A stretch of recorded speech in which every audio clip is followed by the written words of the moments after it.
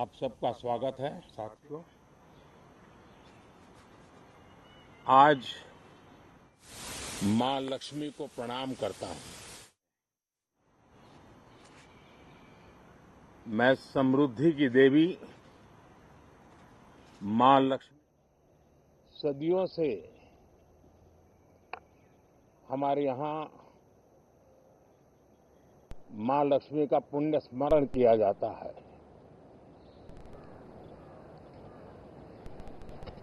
सिद्धि बुद्धि प्रदे देवी, सिद्धि बुद्धि प्रदे देवी, भुक्ति मुक्ति प्रदायिनी, भुक्ति मुक्ति प्रदायिनी, भुक्ति मुक्ति प्रदायिनी, भुक्ति मुक्ति प्रदायिनी,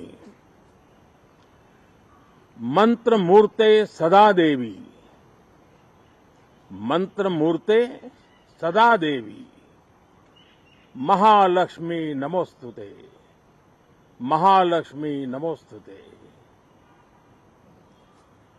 मां लक्ष्मी हमें सिद्धि और विवेक देती है, समृद्धि और कल्याण भी देती है। मैं मां लक्ष्मी से प्रार्थना करता हूं कि देश के हर गरीब एवं मध्यम वर्ग समुदाय पर मां लक्ष्मी की विशेष कृपा रहे। साथियों, हमारे गणतंत्र के 75 वर्ष पूरे हुए हैं।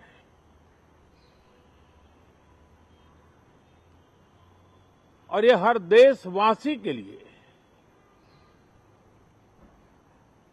सर्वाधिक गौरवपूर्ण है और विश्व के लोकतांत्रिक जगत के लिए भी भारत का ये सामर्थ्य अपनी एक विशेष स्थान बनाता है। साथियों, ये देश की जनता ने मुझे तीसरी बार ये दायित्व दिया है और इस तीसरे कार्यकाल का ये पहला पूर्ण बजट है।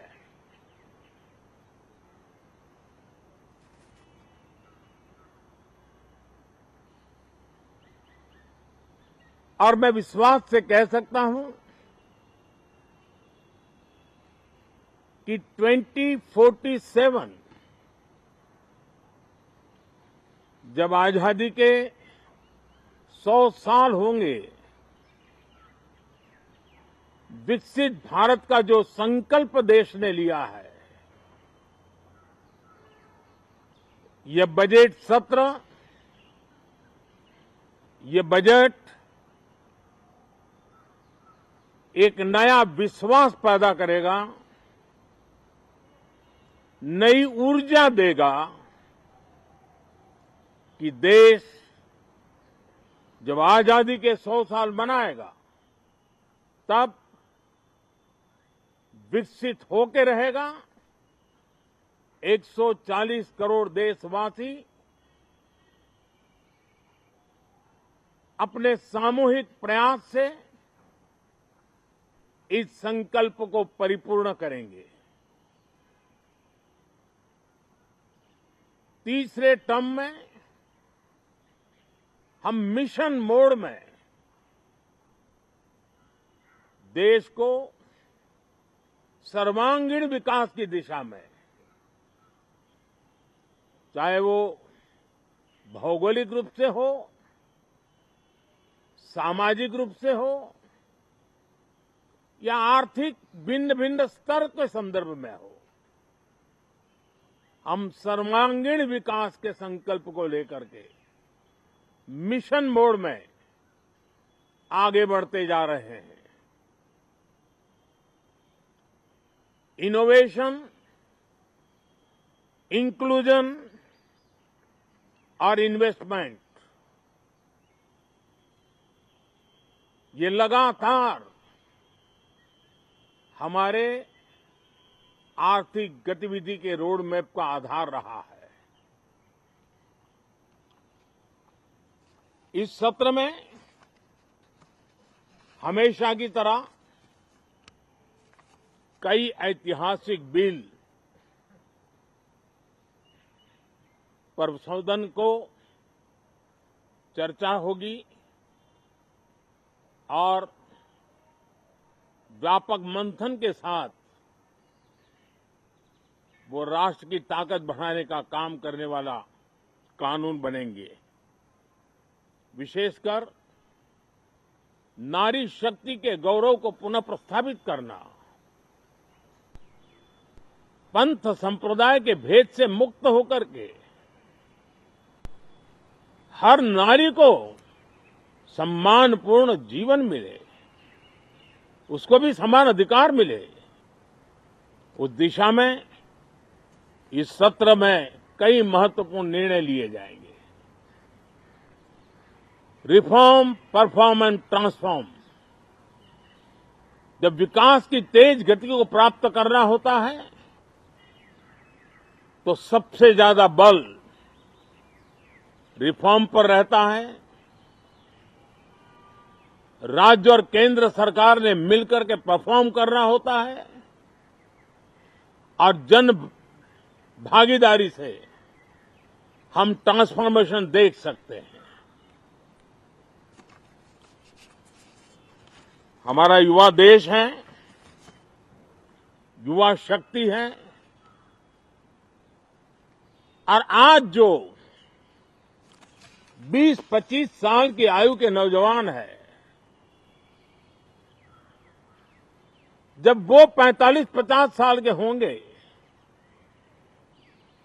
तब वो विकसित भारत का सबसे बड़े बेनिफिशियरी होने वाले हैं। उम्र के उस पड़ाव पे होंगे, नीति निर्धारण की व्यवस्थाओं में उस जगह पे बैठे होंगे कि वे गर्व के साथ आजादी के बाद जो शताब्दी शुरू होगी, एक विकसित भारत के साथ आगे बढ़ेंगे। और इसलिए ये विकसित भारत के संकल्प की पूर्ति का प्रयास, ये अथाग मेहनत आज जो हमारे टीनेजर्स हैं, हमारी युवा पीढ़ी है,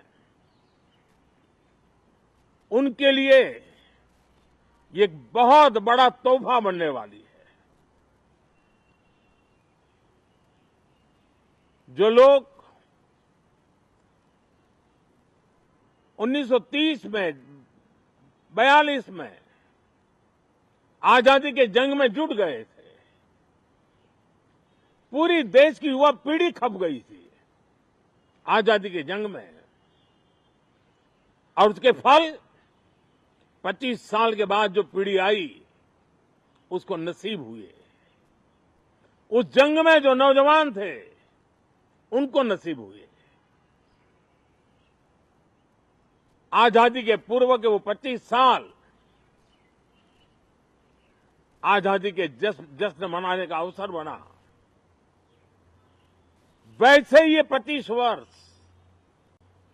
समृद्ध भारत, विकसित भारत, ये संकल्प से सिद्धि और सिद्धि से शिखर तक पहुंचने का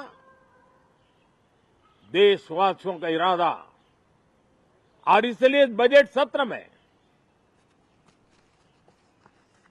सभी सांसद विकसित भारत को मजबूती देने के लिए अपना योगदान देंगे।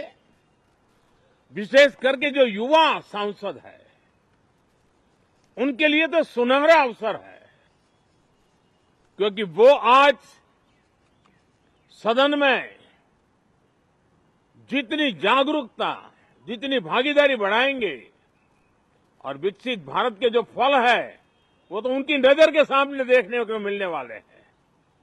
और इसलिए युवा सांसदों के लिए एक अनमोल अवसर है। साथियों, मैं आशा करता हूं कि हम देश की आशा आकांक्षाओं के इस बजट सत्र में खरे उतरेंगे। साथियों, आज एक बात आपने जरूर नोट की होगी, मीडिया के लोगों ने तो जरूर करनी चाहिए। शायद 2014 से लेकर अब तक शायद ये पहला पार्लियामेंट का सत्र है कि जिसके एक दो दिन पहले कोई विदेशी चिंगारी नहीं प्रगटी है, विदेश में से आग लगाने की कोशिश नहीं हुई है।